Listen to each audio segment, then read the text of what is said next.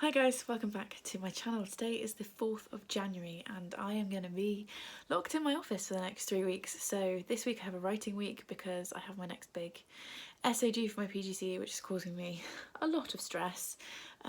Academic writing is really not my comfort zone. So yeah, I'm finding that a bit stressful, and it also means I get to read exciting things like Rosenshine's Principles and Actions, which actually sounds really dull, but I'm actually finding it really useful. So yes, I'm back in my office, and then I've got 2 weeks of university stuff online, and then we will see what happens after that because it depends what the government does with the schools. Anyway, I finished 2 books over the weekend, my first 2 reads of 2021. The first book was Dear Reader, The Comfort and Joy of Books by Cathy, Rentzenbrink. This was very kindly sent to me by Book Break, so thank you very much. Is this not one of the most beautiful objects you've ever seen? I also really love the colour of the naked hardback. It's just really pleasing. So this is non-fiction, and it's basically about Cathy's journey as a reader and how books have been important in her life and the things that she's done. She's been a bookseller, she's now a non-fiction author, and this was just such a beautiful love letter to reading and books, and it kind of looks at why we enjoy reading and how we enjoy reading, and it talks a lot about lots of books that have been important to her. And yeah, I just thought it was really wonderful. I've given it 5 stars because I just curled up. I read it in 2 sittings over the weekend. I just had this lovely cozy time, and I feel like if you are a bookworm or if you know someone who loves books, this would be a really, really great present. Also because it's beautiful, so it'd make a great gift. I will just say, and it feels really weird to be saying this as kind of a content warning, but given the events of last year, I feel like I have to bring it up because I didn't know about it before I went in, and I would have preferred to have known. She does talk about J.K. Rowling and the Harry Potter books a lot, because like a lot of us, those books were important growing up and were very prevalent in her book journey, especially when she was a bookseller and she was, you know, arranging like midnight releases and stuff. So just be aware of that going in. J.K. Rowling comes up a few times, as does Robert Galbraith. So yeah, just be aware of that. Also a content warning for grief and miscarriage, and the death of a family member. She really goes, I think she goes quite deep into her own emotions.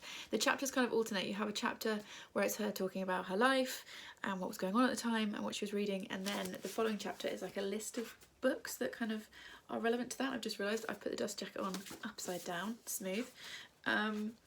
So for example, like Dear Reader, this is like the first chapter where she's basically introducing herself, and then she talks about Narnia, and there's quite a few lists throughout the book.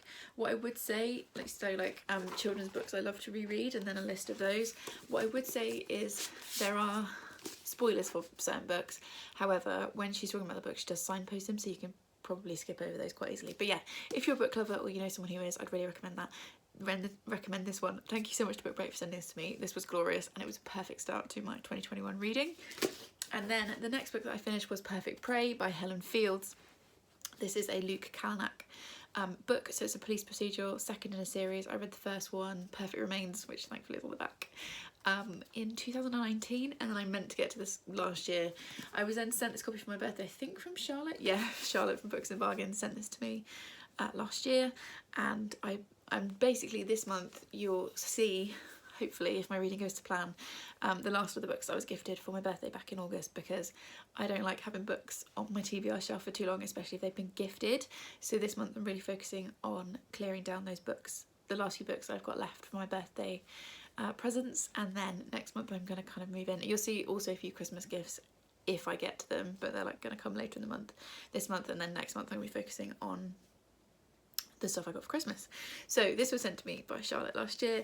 Like I said, it's the second in the Luke Kalanick series. It's police procedural set in Edinburgh, and this is grisly. This is like Karen Slaughter level of gore, so just be aware of that. And basically it starts with a man who is killed in a massive crowd of people at a music festival. Do you remember those? Feels like ages ago.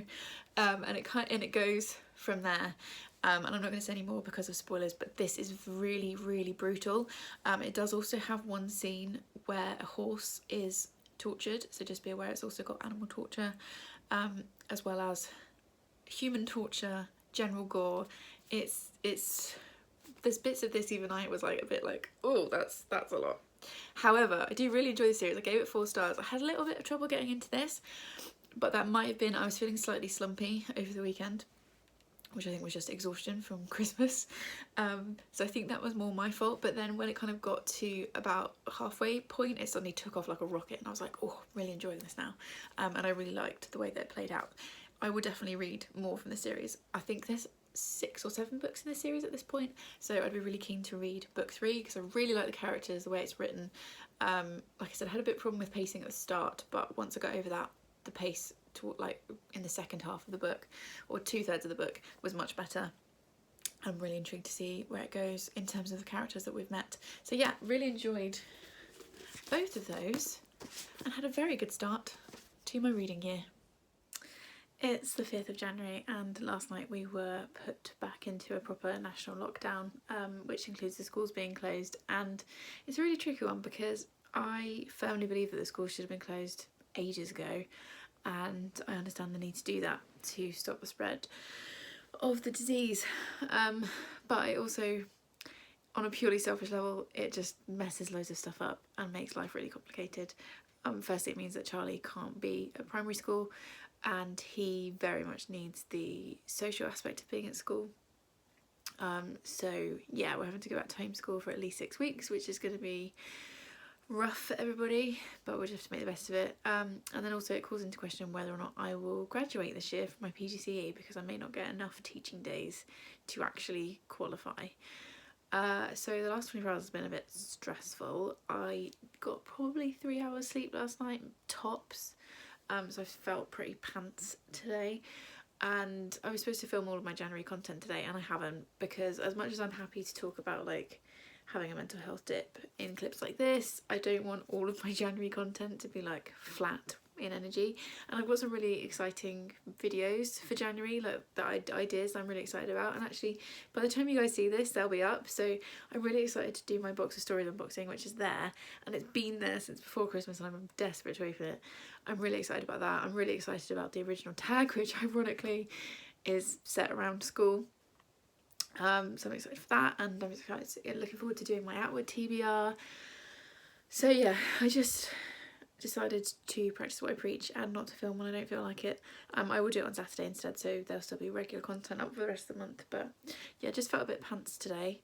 However, I did get sent a book yesterday, which was just so lovely. So it was Perfect Prey, which is the next book on from the one that I finished yesterday, or talked to you about yesterday in the clip yesterday, which is Perfect Prey, by Helen. So it's the next in the Luke Kalanick series, and it arrived, I thought, without a note, and then I was flicking through it this afternoon and it was like squished in the book.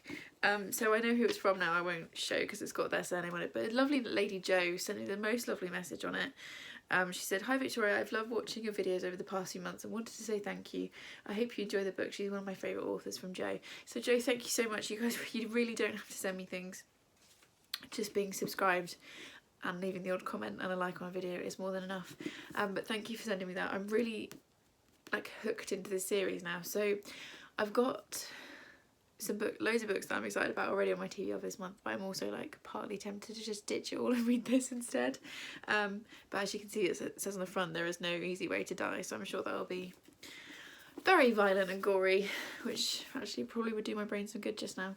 And then the other thing I just wanted to show you really quickly, I asked on Instagram what candle scent people have in the new year, because it was time to like put away the gingerbread candles from Christmas and get a new scent, and I like to have one downstairs in our lounge and a different one up in my office. So I've gone for a clean cotton one downstairs in the office, downstairs in the lounge, which is a firm favourite. And then loads of people suggested mint, so I went with this eucalyptus mint one from Village Candle, which is basically Yankee Candle, right? And oh my gosh, it smells, it's genuinely like a breath of fresh air.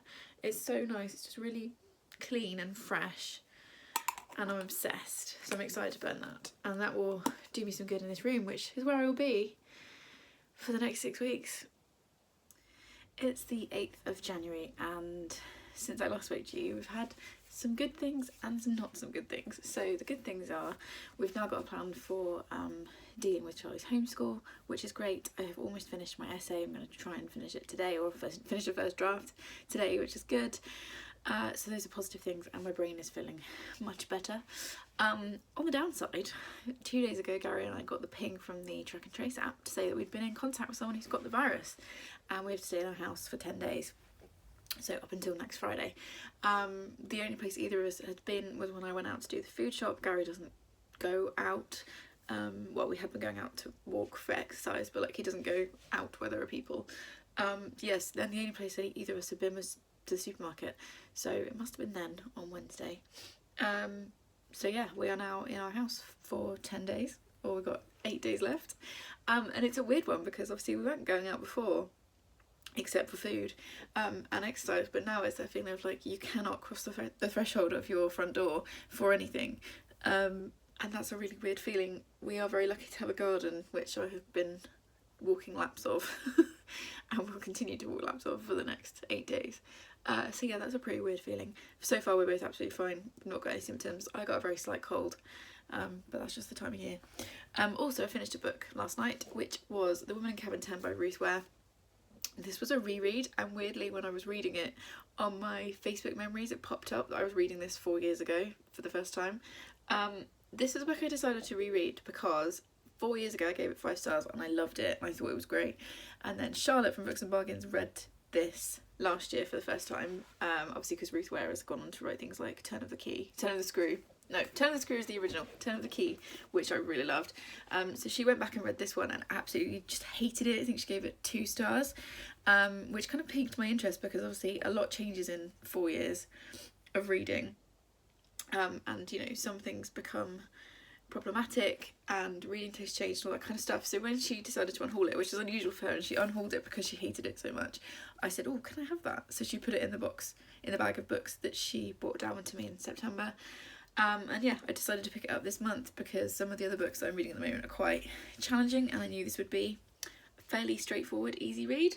So for those of you that don't know, this follows Lo. She is a journalist and she is sent to cover the maiden voyage, or the press voyage or whatever, of a new swanky yacht boat thing.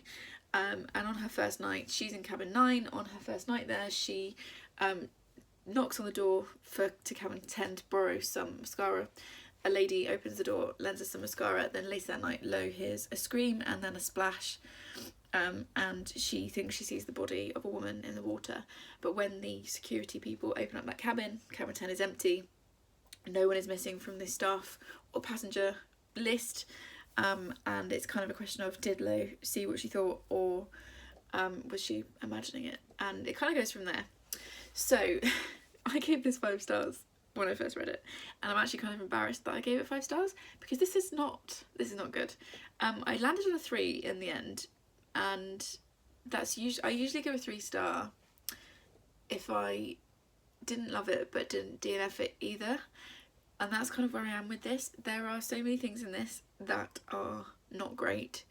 Lo lives with anxiety, which she takes medication for, and she is not believed because she takes anxiety medication, and that is a trope that could just get in the bin.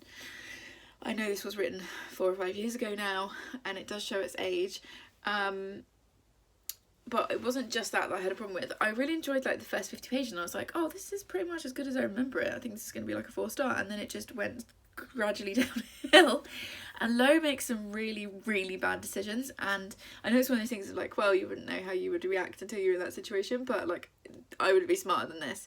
And then there is something that happens at the end, which is just a trope that comes up quite a lot in thrillers, not so much anymore, but it does come up, that I just really don't like. And I was bored towards the end. I was kind of skim reading, so if I did half stars it would be 2.5 stars, but I don't, so it's a 3. Yeah, this did not hold up. It's the 11th of January, and wow, this is a glamorous background. You've got errors, we've got cushions, we've got washing over there. Thankfully it's just like towels and stuff. so nothing scary. And I'm at my most glamorous because it's Monday morning and I'm just sat waiting for my first university lectures of this term to start online. I've got a really full day, but I did finish 2 books over the weekend that I wanted to talk about. The first was Full Disclosure by Camryn Garrett. I buddy read this with Charlotte from Books and Bargains. I saw Amy from Amy Myers do a full review of this video, which I will link in the description, a while ago. I think it was near the start of last year, and I was so intrigued by her review that I put it onto my wish list. Charlotte then gifted it to me for my birthday because she already had a copy and she wanted to buddy read, and then we finally got around to it this month.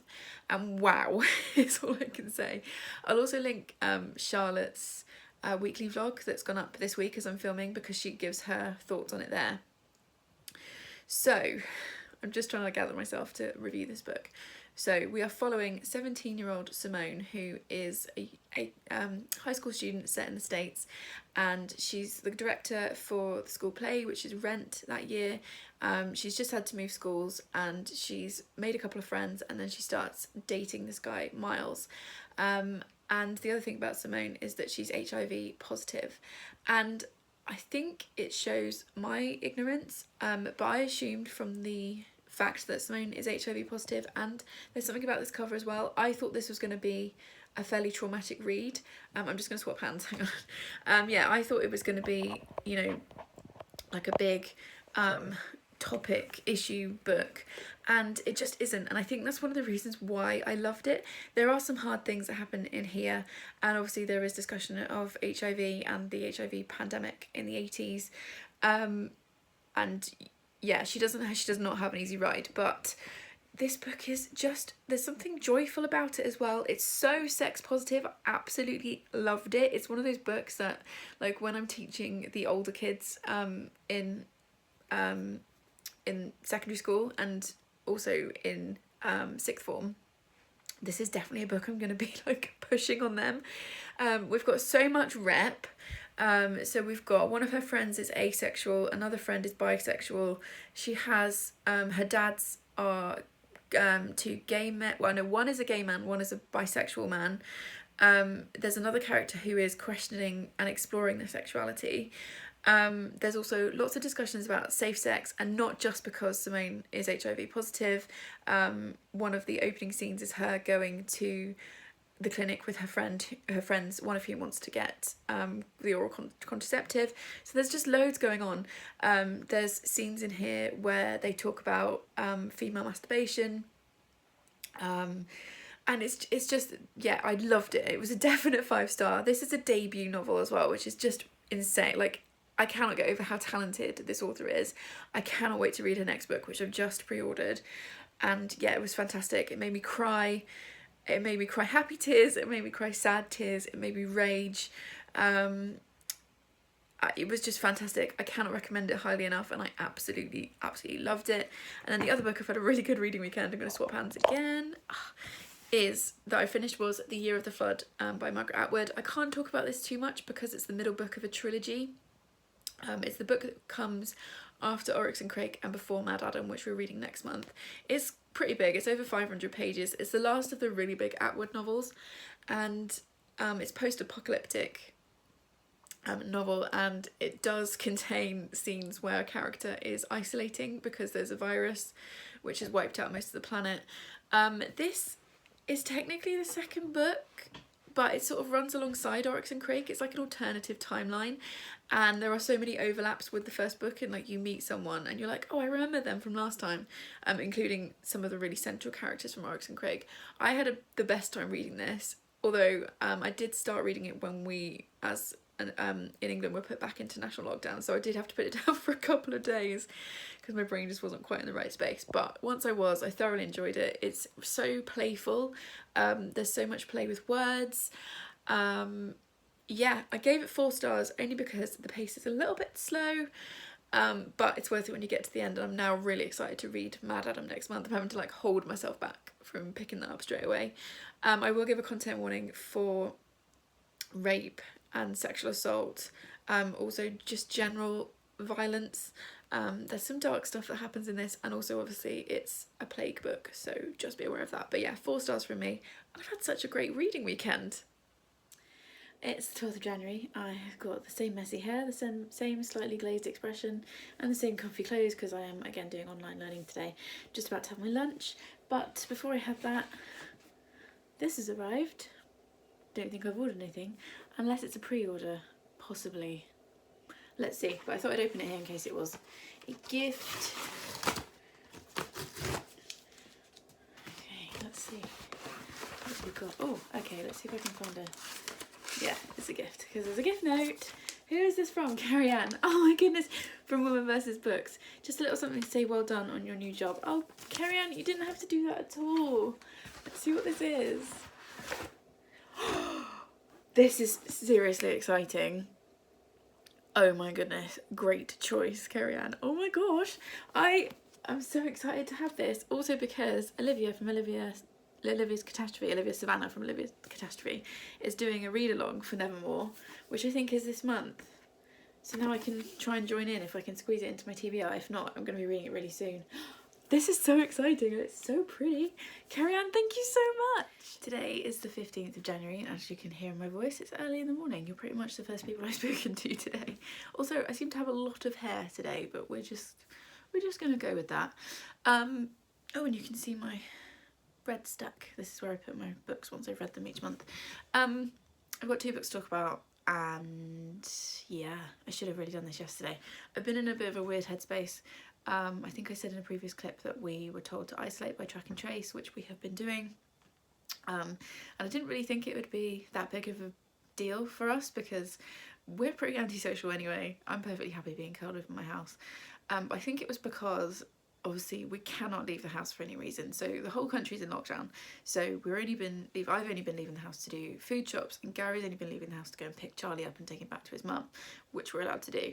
And also we've been going for, you know, daily walks, or every other day if we're being honest, walks like just around our village, and that was it.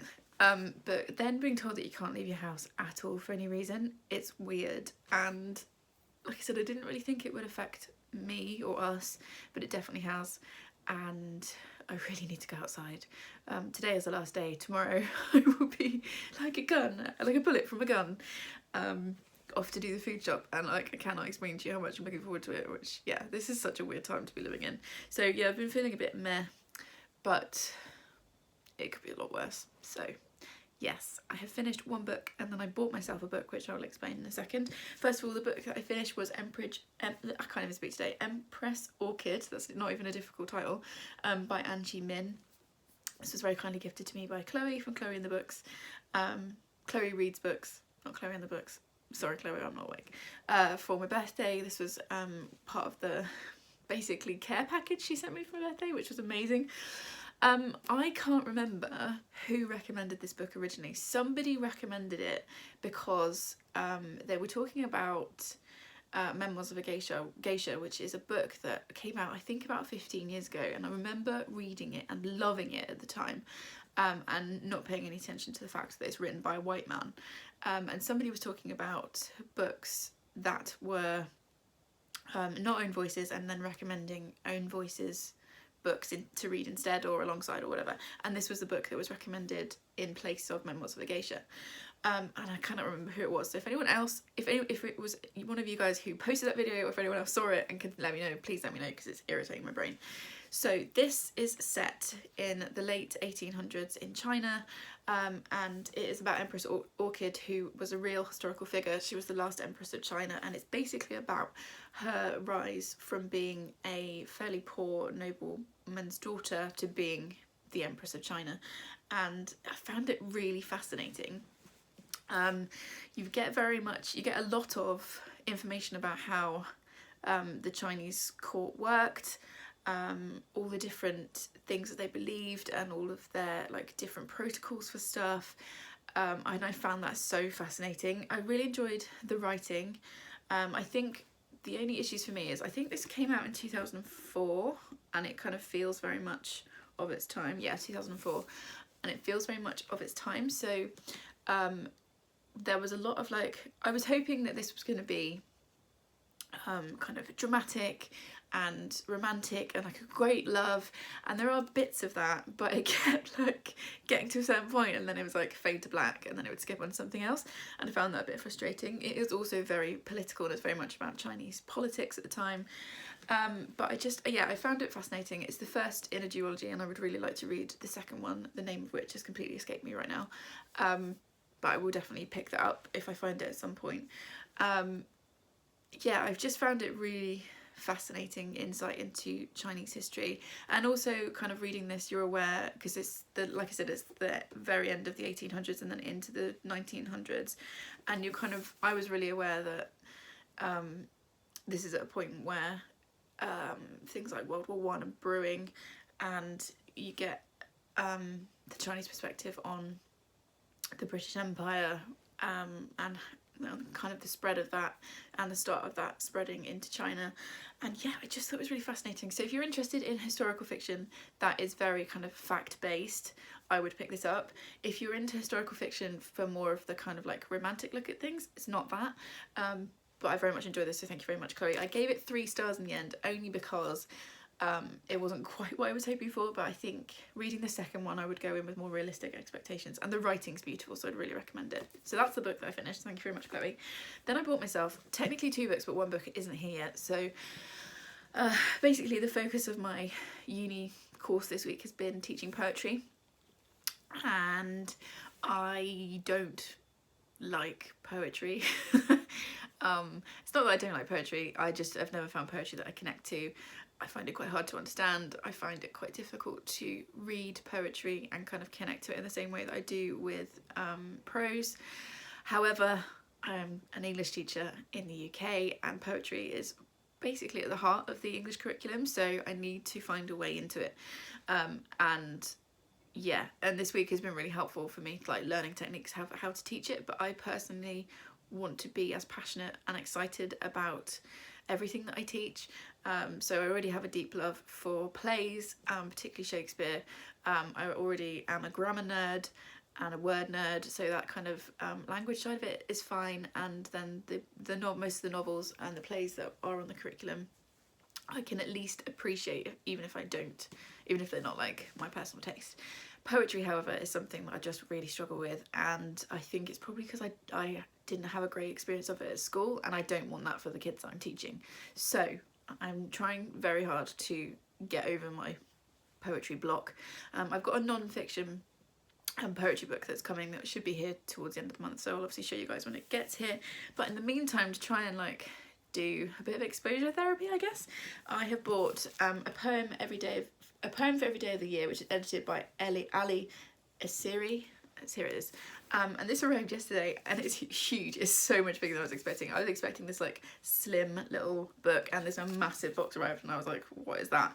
But I mean, how glorious of an object is this?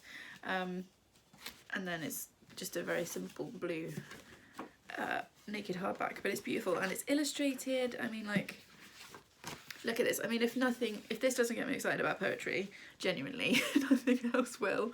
The poem for today, and I flipped to it yesterday, and I'm kind of trying to take it as a bit of a sign this is going to be positive, because the poem for today is the I Have a Dream speech by Martin Luther King Jr., which is one of my favourite speeches of all time, and I'd never really thought about it being poetry, but I guess I mean it is. So it's literally what it says on the tin. So for each day, so today's the 15th of January, there is a different poem. You get a bit of explanation and background on the poem, and yeah, so I'm going to be reading this. This won't appear on my Goodreads if any of you follow me on Goodreads, because I cannot have a book unread on my Goodreads for a year. That will just irritate my brain.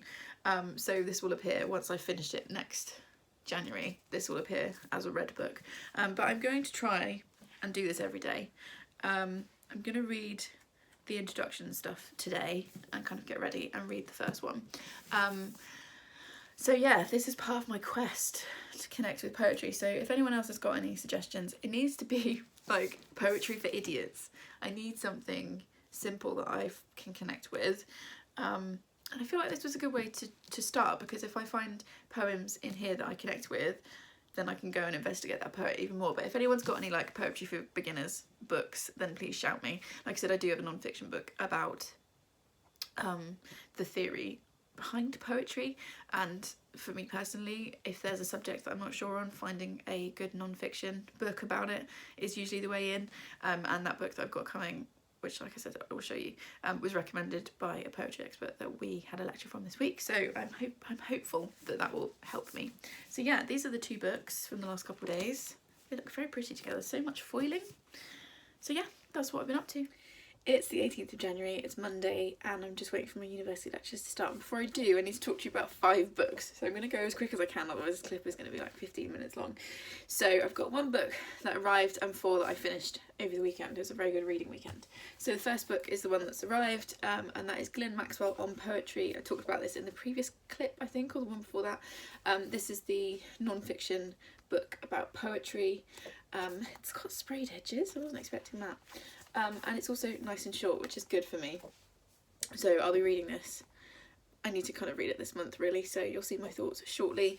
I haven't been including books that I've read for uni or for teaching in my wrap-ups, but I think this one, I think I will, just because it might be interesting or useful for you guys, just because it's not an actual, like, pedagogy book, it's about poetry. So yeah, I have got that, so that arrived. And then yeah, I finished 4 books over the weekend. 3 of them I was at like 75-80% anyway going into the weekend, and 1 I started and finished, but you'll see why I did that in a second. So yeah, the first one I finished was Reservoir 13 by Jon McGregor. This was the last of the books that my brother sent me for my birthday. For those of you that don't know, my brother sent me 4 or 5 literary fiction novels for my birthday, and I've been reading 1 a month to kind of help break up some of the other stuff I was reading. He tends to choose literary fiction, and he tends to choose stuff I wouldn't have picked myself, and I really like it because it stretches my reading. He sent me, I think, 3 or 4 I think, was it 3 or 4, I can't remember, other books for Christmas, which I will now be reading 1 a month for the next couple of months. So this one I saved for the end because I thought of the ones that he sent me, it sounded most like my thing because it's around the disappearance of a teenage girl, so I thought it was going to be kind of a thriller mystery. It isn't, but I still thoroughly enjoyed it. I almost gave this 5 stars. I think if I gave half stars it'd be 4.5, but I don't, so I went for a 4 star. This is very literary fiction. It's, I think it's stream of consciousness it would count as, and like, not to show any spoilers or anything, but like, look at the way it's formatted. There's like hardly any paragraphs, there's very little, there's no speech marks, there's very little punctuation, so when I started reading it I was like, oh good lord. But actually it's so beautiful, I didn't even notice. I could have read it quickly, but I deliberately went slowly with it just so I could take it in. But it's kind of this, it does start with the disappearance of a teenage girl on the moors, and that's where it starts, but then you get to know everybody in this village, and the way it's told, all the stories just kind of flow around each other. The way it's written really reminds me of a river. It's really lyrical, and you just get glimpses of all of these people's lives, and it's just beautiful. I really loved it. I think it's my favourite of the ones that Ben sent me for my birthday. So thank you very much, Ben, because I know he watches these videos sometimes. Yeah, so it's odd and it's unsettling, and I think a lot of people won't like the end. But I thought it was beautiful, and yeah, ended up really enjoying it. So 4 stars for that one. Then I finished Know My Name by Chanel Miller. This was gifted to me again for my birthday by Amy at Non-Fiction Feminist. No, she's not. She's Amy Myers these days. I keep calling her Non-Fiction Feminist. Amy Myers. She gifted this to for me for my birthday. This was all over Booktube last year and the year before, I think. And it's non-fiction account, Chanel Miller's non-fiction account of her rape at the hands of Brock Turner, who was also known as the Stanford Swimmer. And this is her story. And this I deliberately read slowly. I read it 1 chapter a day because it's one of those stories that deserves your time and your attention and your focus, and it's heartbreaking and it's hard to read in places. It made me angry, it made me cry, it made me frustrated, it made me want to cheer for her. It's a lot, this book, but it's such an important story, and she's a beautiful writer. She's an absolutely stunning writer. I don't know if she's going to bring anything else out. If she does, I will definitely read it because her writing is just beautiful. But this is very explicit. She talks in detail about what happened to her, and when she was raped, she went to a frat party and she blacked out, and she woke up in the hospital and she didn't know what had happened to her. So she very much reveals to us what happened to her as she goes through her story, so you kind of find out with her, and it's horrific. So please be careful. I would be careful about picking this up depending on how you're feeling in your brain. It's very explicit about the way that he attacked her. It also talks in depth about the American justice system, what victims have to go through. Yeah, this was hard reading, but beautiful, incredibly powerful. And if you're able to handle the subject matter, please buy this book, support her, and read her story, because powerful is probably the word for it, and I gave it 5 out of 5 stars, definitely. Then I had another book, also dealing with the subject of rape, and that is When I Hit You by Meena Kandasamy. This was gifted to me by Simone for my birthday. It's a book that I'd heard Harriet Rosie Reed talking about a while ago. I think it was the longest serving book on my wish list. And this is fiction. It's sold as fiction, but it reads like non-fiction because you're in first person narrative, and we're following a Sri Lankan woman who marries this man that she thinks is her soulmate, and then he turns out to be a shockingly horrendous domestic abuser, and it's her story. And again, this was quite hard to read in places. You know, on the front it says explosive, shattering, scorching, searing, and I really can't sum it up any better than that.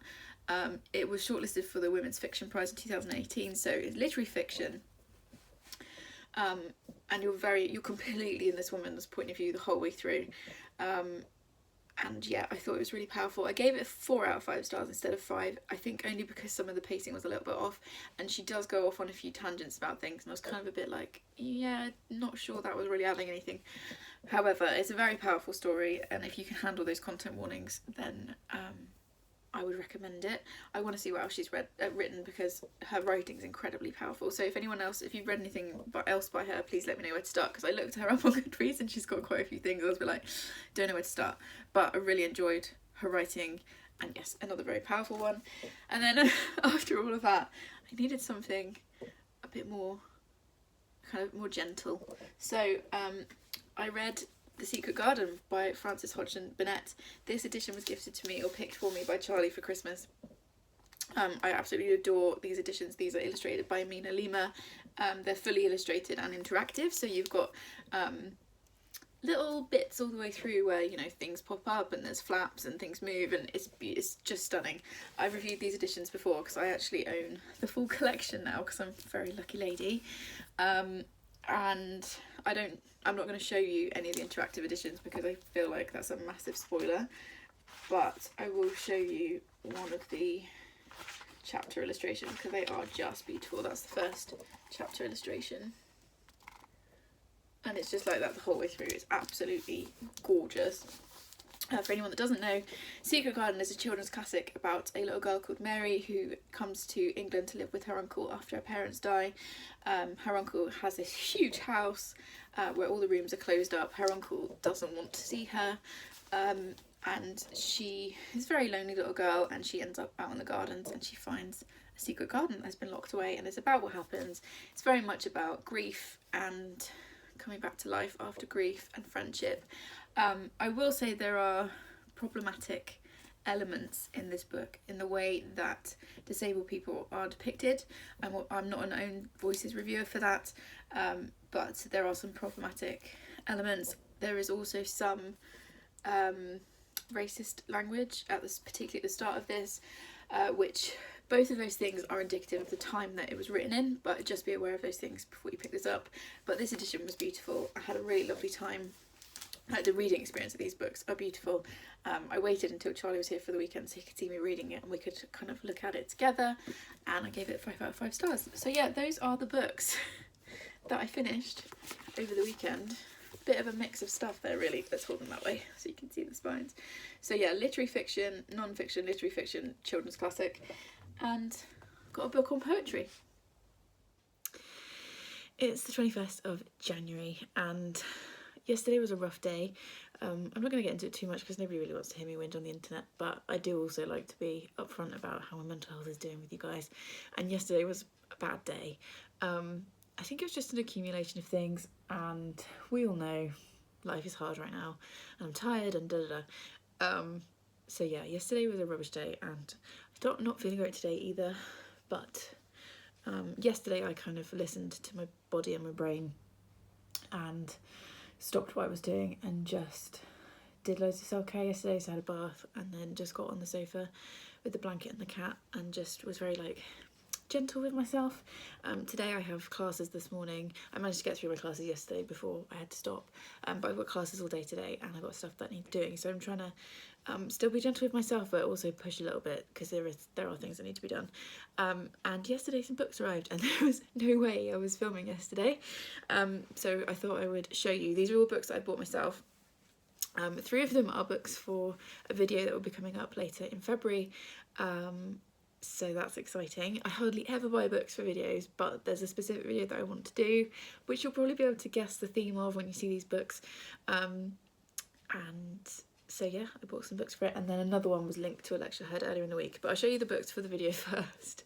They are all the Macmillan library editions, which I love, and I have quite a few over here. You can see them, like the blue ones at the top.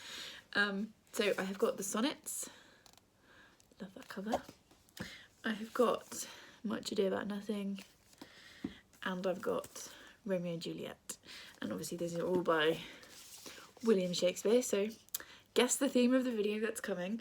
But I just love these editions. I've got a massive bind up with all of the plays and the sonnets in, but in terms of being useful both for videos and also for future classes, having actual smaller editions is much better. So yes, that's how I'm justifying this little haul for myself. So I got those, and then one of the lectures that the university put on at the start of the week was about mental health, both supporting the kids and young people that we're going to be working with and also looking after ourselves, and that was taken by Natasha Devon, who is a mental health advocate, and she was fantastic. I just loved the way she was talking. I loved the things she was saying. It's very she's very down to earth, matter of fact, and very thoughtful in the way that she was talking.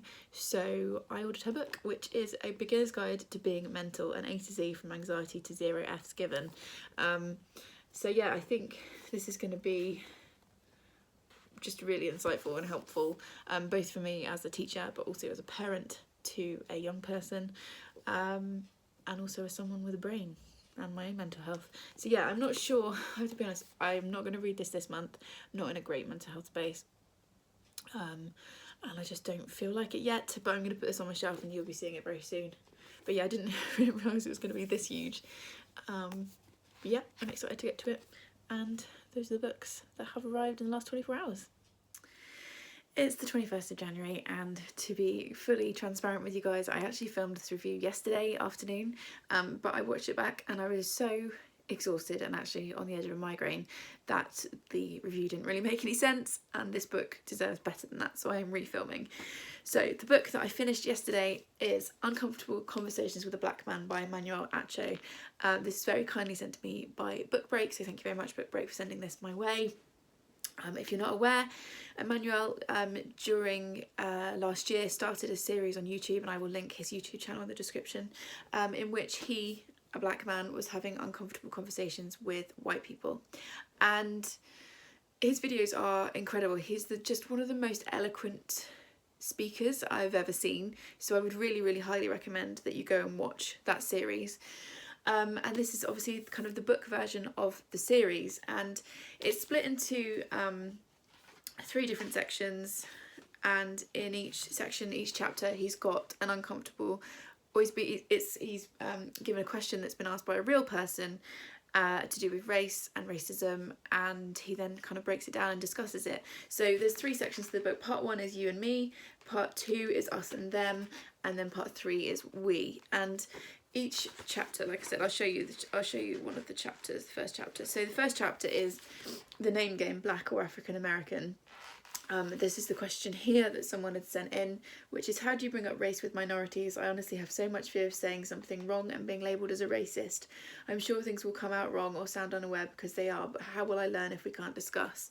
And he then takes that question, and the first section of the chapter is him kind of talking about it and giving like his views and a bit of kind of contextual information. Then it goes, each chapter has a let's rewind section, which then looks at the history. So in this chapter it's looking at the history of the word black, the other labels that black people have been given through history, why they were used, why they are no longer used.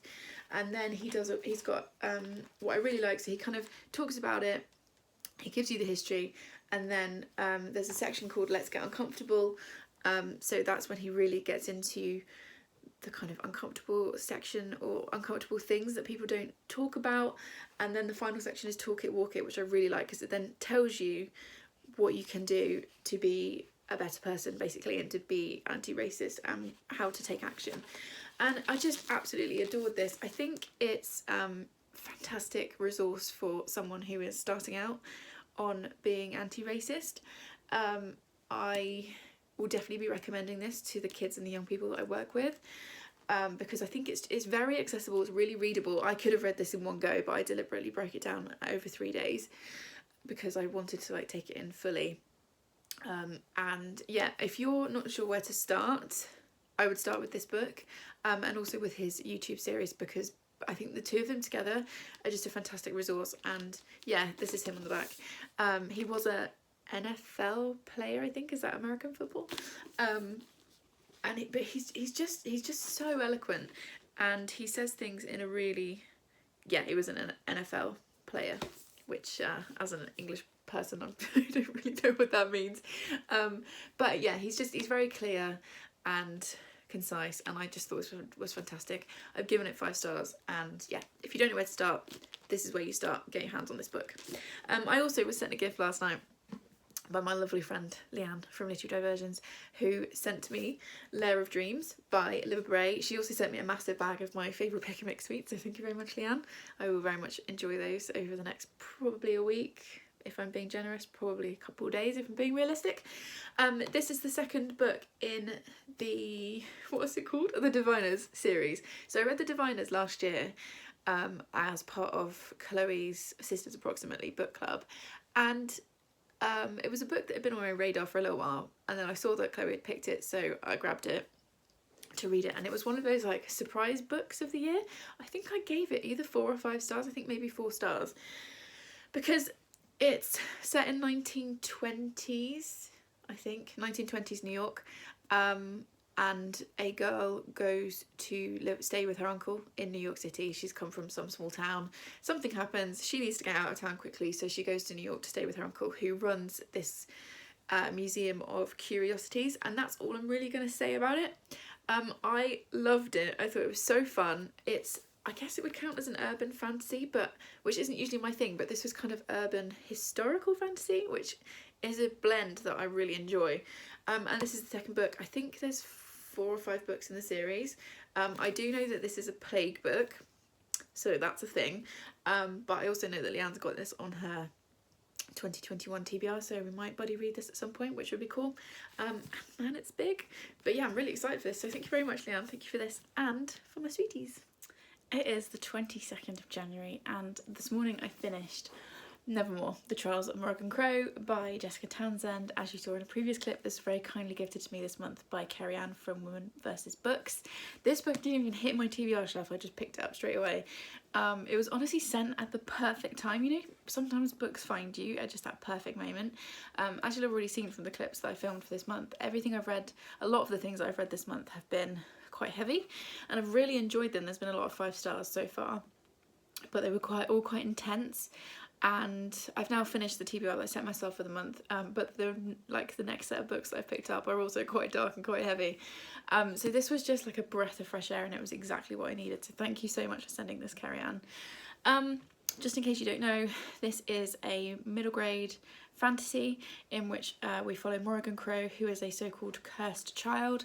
So she was born on a certain day, and everything that goes wrong in her city is her fault. So if somebody's window breaks, if somebody dies, if somebody falls over and hits their head, it's her fault, and she is blamed for that. The other part of being a cursed child is that she is expected to die on her 11th birthday.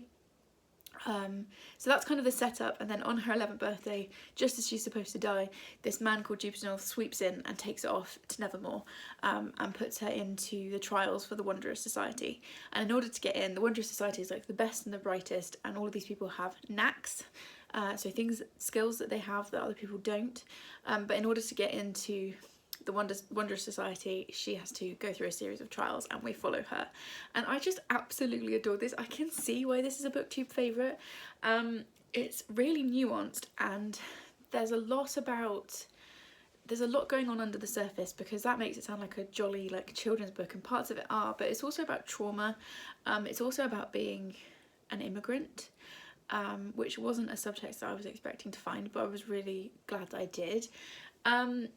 And it's very much like found family. I thought it was fantastic.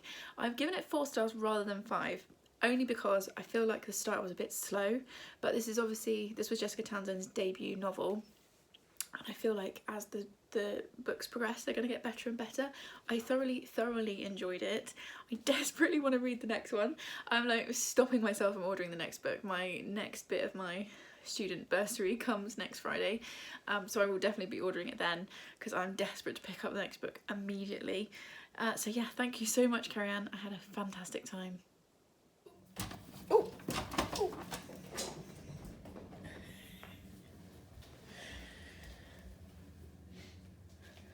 Slightly away from the door, that might make their life easier. Where's he gone? Oh, he's upstairs.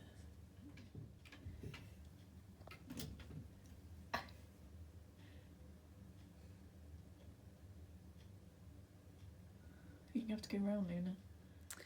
It's the 26th of January, and as you can probably tell from my much smarter blouse than normal, and I've got a little bit of makeup on, I have been into school today just for a like IT induction thing. I don't know if I've said this already in a previous clip, but my second placement officially started yesterday. However, because of lockdown and everything, I don't know what my placement's going to look like at the moment, which is a little bit stressful, but we're just doing the best we can with it. So yeah, today I had like a IT thing. I was there for a couple of hours. And now I'm home. It is Tuesday. I was meant to film this clip yesterday, but to be honest, I just didn't feel like filming yesterday. Yeah, it was a bit of a weird day, and I just didn't feel like being on camera. But I finished 2 books over the weekend, and then I received 3 books, which was amazing. So I'll talk through the books I've finished first, and then we'll look at the ones that I was sent. The first book that I finished was Burn Our Bodies Down by Rory Power. This was very kindly sent to me by Book Break in exchange for an honest review. I am absolutely obsessed with this cover. I just really love it. Unfortunately, the book inside I did not love as much. So I really enjoyed Wilder Girls, which was Rory Power's debut novel, which came out last year. I really enjoyed it. It was odd. It was kind of a YA literary fiction horror, I guess, dystopian, and I really liked how tense it was, how weird it was, and I was really excited for this book. In this book we're following Margot, who has only ever had her mother, no other family, and then she finds a link to her grandmother, and it kind of goes from there. I just didn't enjoy it, and I really hate saying that, especially when it's a book that's been sent to me, but it was very tense and it was very creepy, but that tension for me just went nowhere. I feel like it would have been better as a short story rather than a full-length novel, and it is quite long. It's sort of 350 pages, which for a YA is quite a big one. It did have a couple of interesting twists and turns, but it's all a bit weird and a bit vague, and I just kind of came away from it like, meh, it was okay. I just know that in a few months this is going to be one of those books where I won't remember anything except the cover, and I find that really disappointing. I do need to give content warning, there is bodily horror in this, also a very abusive, emotionally abusive relationship and murder, so just be aware. I didn't love it. I've seen very mixed reviews of this. Some people are giving it 5 stars, some are giving it 2. I've given it a 3. I thought it was well written. it just didn't hit it for me. So that was that book. And then the other book that I finished, which you're going to be seeing a bit of a theme over the weekend, was Horrorstor by Grady Hendrix. This was gifted to me by the lovely Kirsty from Kirsty's Reviews for Christmas, and she then left me a comment saying that she basically sent it to me as an experiment because she has this on her Kindle and she wanted to know if it was worth having a physical copy. Yes, Kirsty, it absolutely definitely is. This scared the what's-its out of me. I have read the Southern Book Club Guide to Slaying Vampires, let's tilt it so it's not all glary, and My Best Friend's Exorcism by Grady Hendrix, and this is the third of the ones. He's got quite a backlist, I think, but of everything else that he's written I was only interested in these three, and then we'll see what it comes out with. I feel like he's got another book coming out this year, but I haven't seen too many details of it yet. I've read those three books that I was interested in backwards. So this came out in 2014, I think. And it's amazing, but it's terrifying. I don't read a lot of horror in general, and this, like, even just looking at this cover now is like making me uncomfortable. It is set in a shop called Orchid, which is an IKEA knockoff. It's also guaranteed I will not be setting foot in an IKEA probably ever again, scarred for life. And as you can see from this cover, like, so it's got all the furniture and stuff, but then look at this, and then that's the back. So it's set out like an IKEA or an Orchid catalogue. You know, you have like the map. I'm not going to show you the back flap because that's got spoilers. And then each, you know, it's all set out like this, and then each chapter starts with a piece of furniture, and you've got the description and the colours it comes in and the item number, and it's all set out that way. So Kirsty, yes, definitely get yourself a physical copy, because it really adds to the reading experience. We are following a girl called Amy, I think, and basically she's been working at this store for a while, and they keep coming in and things have been vandalised or moved or whatever, and so one night her and a group of the employees decide to stay overnight, and it goes from there. I'm saying nothing more because it's one of those books you just need to go into. This is short. It's 250 pages, so pretty much a novella. I read it in 2 sittings, and I had to read it in 2 sittings because I got 100 pages in and I was like, that's enough for today. There is body horror. If you've got a phobia of vomiting, this is probably not a book for you. I don't have that. I think is it emetophobia? I'm not emetophobic, if that is the correct word.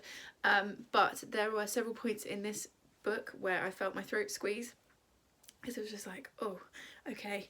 So we've got bodily horror, we've got torture, there are jump scares in this. If you love horror, I feel like this is really, really good one. I feel like if you're like dipping your toe in horror, which I've been doing more and more, it's also really good.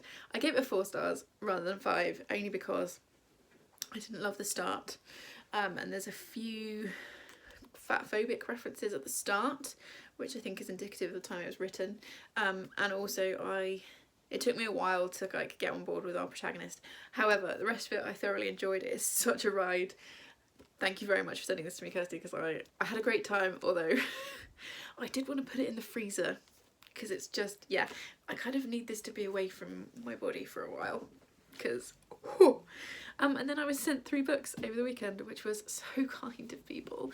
So first of all, the lovely Marianne from Cover Books sent me Quality Land, which is a book I really want to read, and I've seen Harriet from Harriet Rosie Reads read it I think twice last year because she really enjoyed it.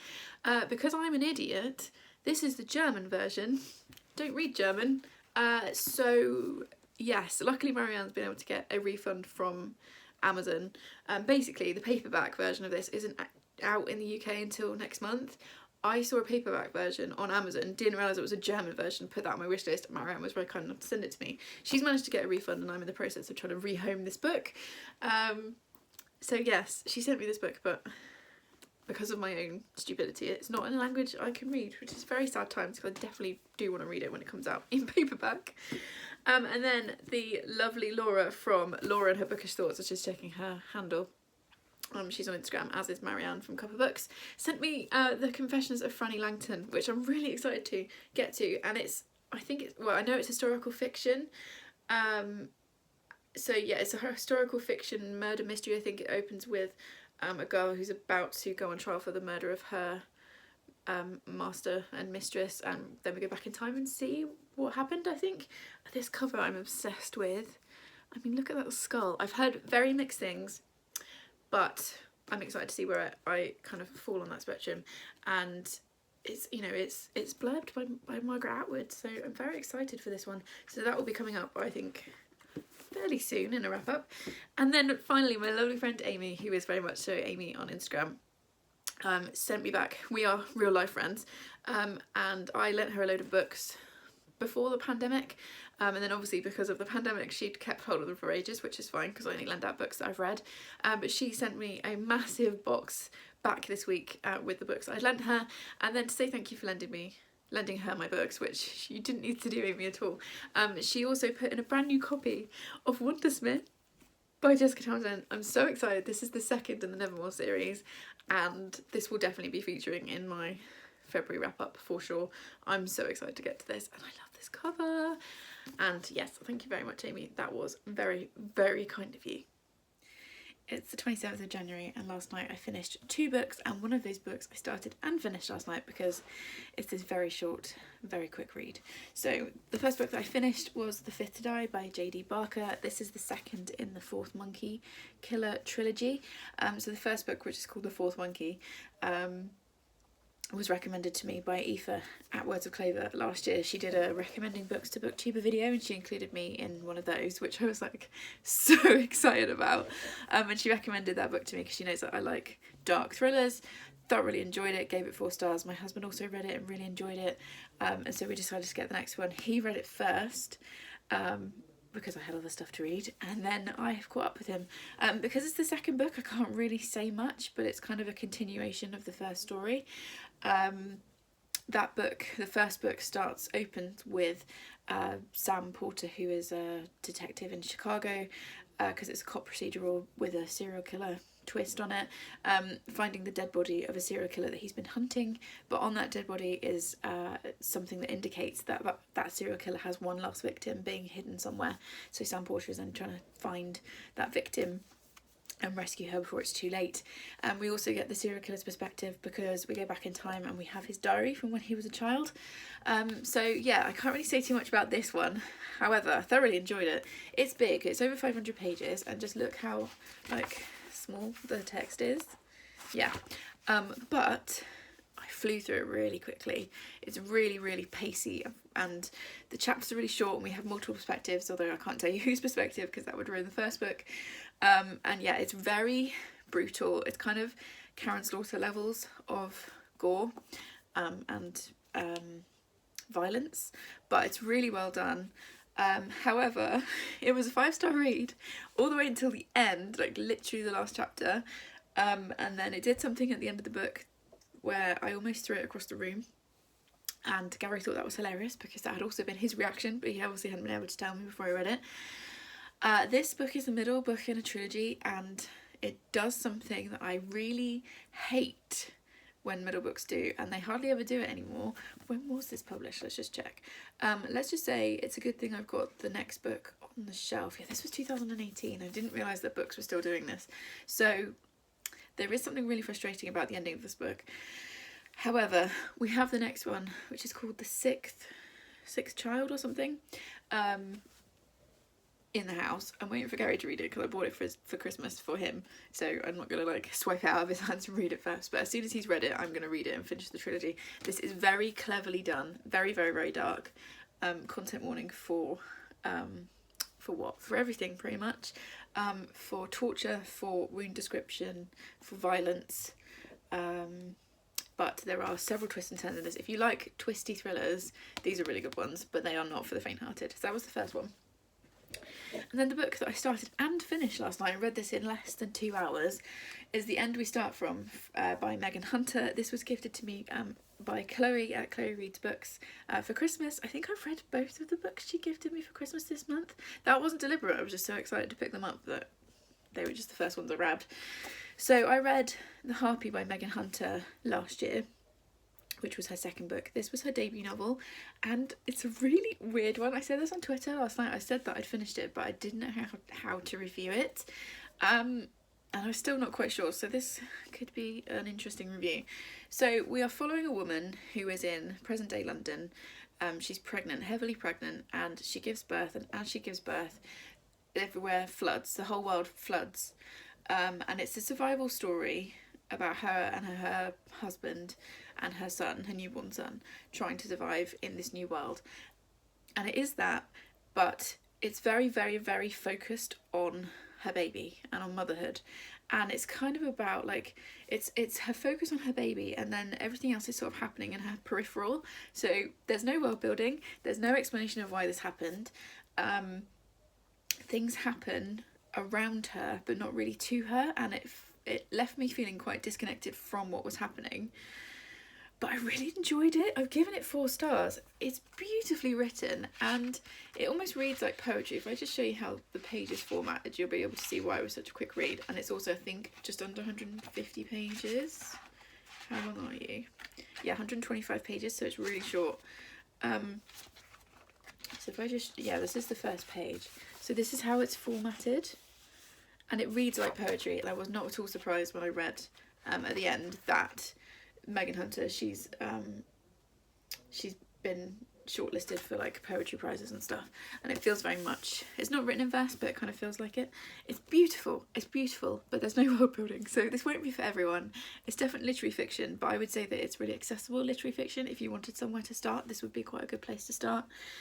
I loved it, and she's now an author, so whatever she comes out with next, I will be reading. It's still the 27th, it's now almost 2 o'clock, which is why I look like this, because it's later in the day. But this has arrived. This had better be A Vow So Bold and Deadly, if that is the title of the book, or I'm going to lose my mind. I have opened this bit, because you don't need to watch me struggle. But let's have a little look together. This is as close as I've got. Please let it be that. Yes, it is. She's here, she's here. Oh. Put that down. A Vow So Bold and Deadly by Bridget Camera. I got the Waterstones exclusive edition, so I need to take that sticker off, which has got an extra chapter in it, I think. She's so pretty. She's so pretty. And now I know what I'm doing this afternoon. It's the 29th of January, and we've reached the point where I'm desperately trying to give you different angles and different backgrounds. So we're still in my office. This is my reading shelf behind me, my teaching shelf even behind me. I'm trying to give some varied content because I'm going nowhere. So here we are. Anyway, the book that I've just finished is On Poetry by Glyn Maxwell. This is a non-fiction book all about poetry, as you would take from the title. This edition has very nice sprayed black edges. This was a book that was recommended by uni. As I've said in previous clips, I'm really struggling with poetry, which is nothing new. I've struggled with it my whole life. And this is a non-fiction book about it. I don't say this very often. I don't think I'm bright enough for this book. It's very academic, or it felt very academic to me. It's very short, and it's broken down into different chapters. So I've been reading a chapter a day for the last sort of 10 days.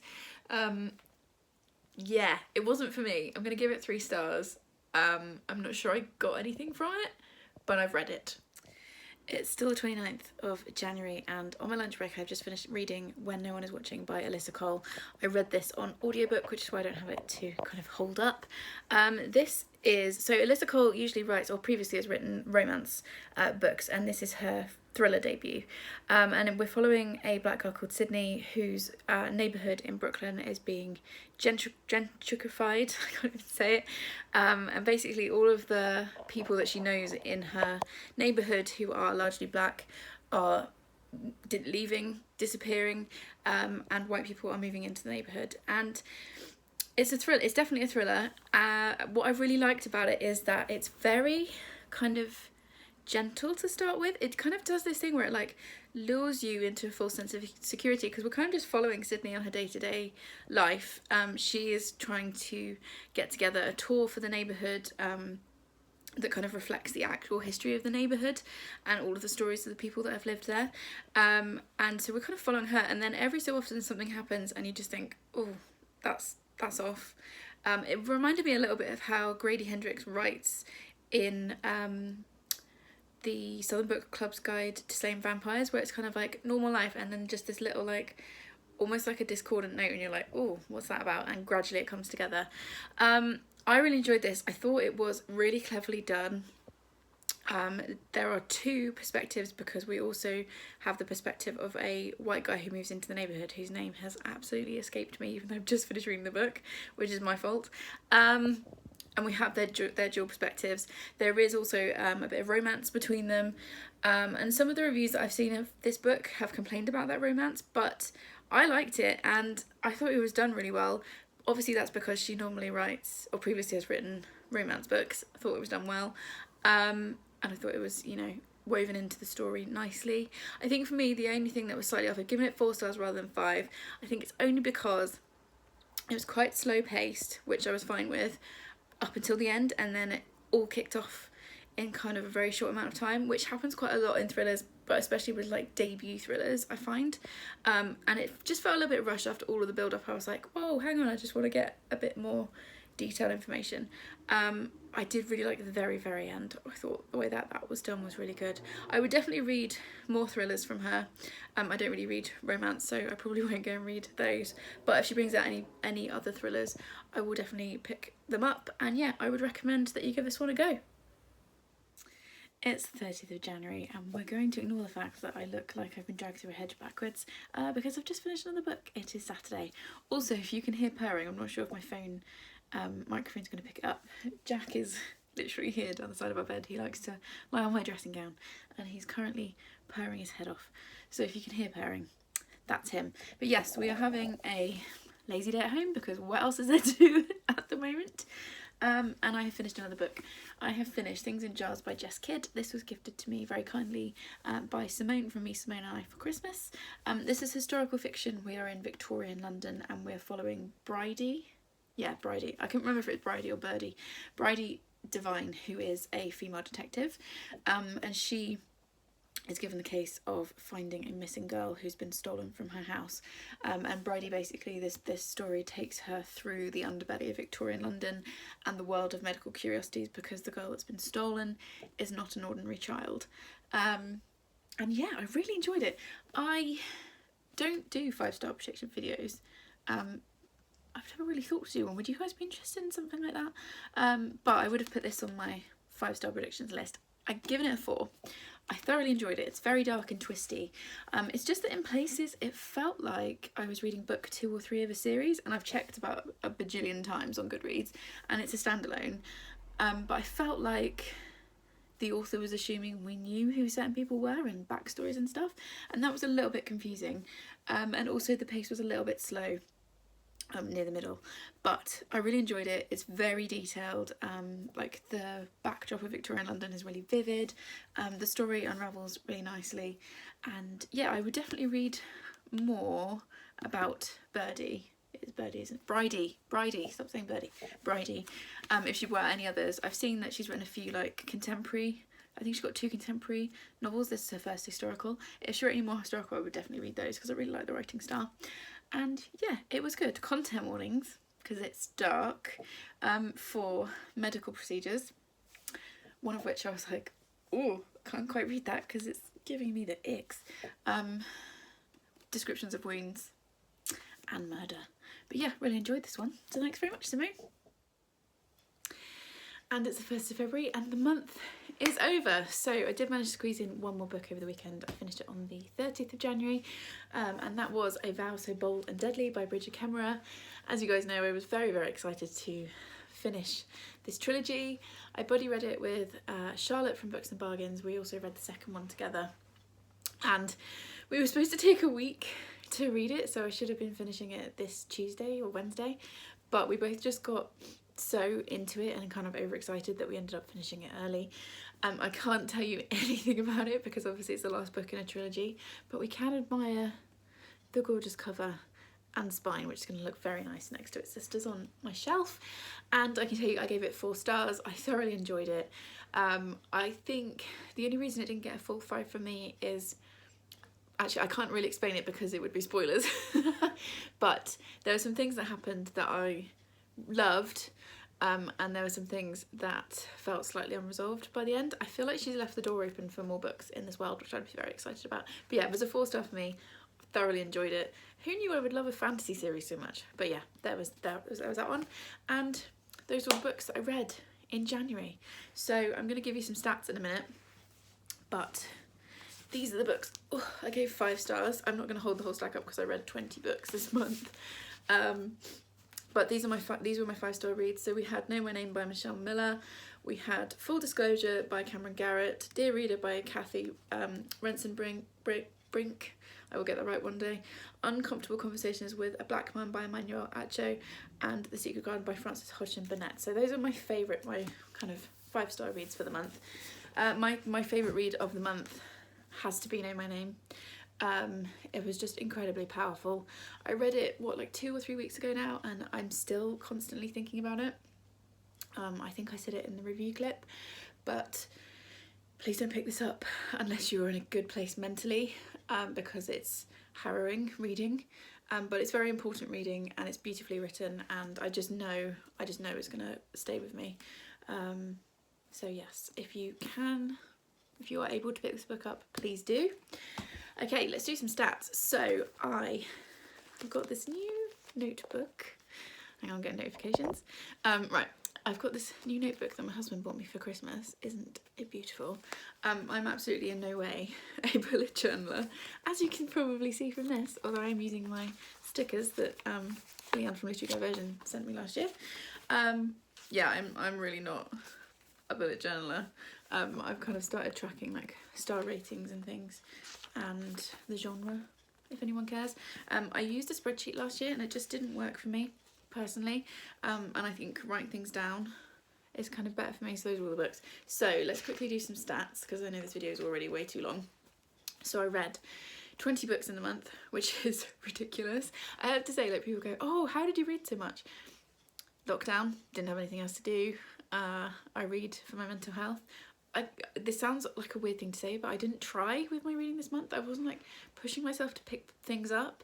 I was just reading and just was in a really good rhythm with it. So yeah, 20 books, which totaled 6,676 pages. That is a lot. That's a lot. And I read 216 pages per day average. My average star rating was 4.0, so I have had the quantity but also the quality. I've really enjoyed almost everything that I've read this month. My favourite book, as I said, is Know My Name. My most disappointing read was The Woman in Cabin 10, and if you're someone like me who read that when it first came out, I'd be interested to see what you made of it on a reread, to see if you still enjoyed it. And then also I've been reading my poem a day, as I said I would, since the 15th of January, and my favourite poem for January, I mean, obviously I only started halfway through January, so there'll be some more of January to read in 2022, but my favourite poem of January so far was the 21st of January, which is A Colossal Glossary by Paul Muldoon. So yeah, I'm not going to read this to you because it's quite long and this video is already too long, but I will leave that linked in the description so you can find it. And also, this book is just beautiful. So those are my stats. That is everything I've read.